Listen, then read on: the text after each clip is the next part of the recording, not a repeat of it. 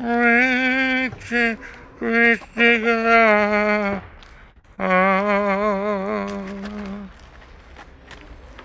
Не плачи, милливе.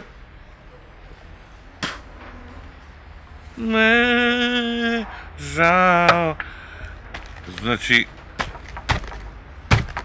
во зелката Господ здравие да му даде кој е измислил.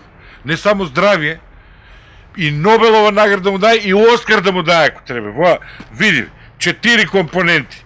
Буре, вода, зелка и сол, и 4 месеци зимото гајле немаш. И плюс тоа дупла функција има. Ем че го протераш цело зимо, ем она че те протеруе, че те прочисте. Джо оваква че направи джо стакло. Сега има една мана сега. Секој има мани. Народот кај се вика зелка, жена и комшија не можеш да ги одбираш. Туку как ќе се погодат. Тоа е исто кај роднитка, децата например. Ти, дете, как си го направиш? Тако се роди, машко ли, женско ли? И како викат, как се скроje, така те сокине. Ти не можеш да одбираш тука.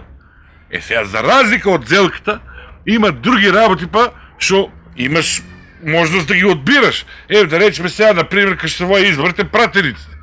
Имаш собствено право ти да одбираш за кого ќе гласаш и кој си го одбериш, после тие ќе ти биде. А не да зависиш од некој друг. Или, како ти објаснам, сликовито, дај една лубеница. Тоа ти е као лубеница да одбираш. Порано, друго беше. Че отидеш на пазар, че речеш дај една лубеница, каква ќе ти дадат, таква лубеница ќе јадиш. Сега, Бостан има у изобилие.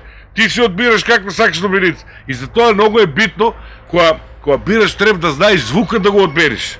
Да речеме воја, ако земи сега, дек ти еден пратеник, например. Ти треба да одбериш зрел човек, за утрото он и тебе ќе те представуе. А как ќе го одбериш? Најмногу зависи од звукот.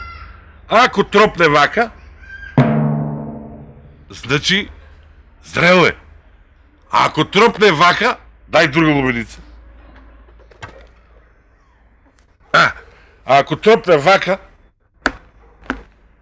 тога е зелен джо тиква. Зошто е тие? Така да, зборот ми беше, шо ти одбериш, од тебе зависи. K15!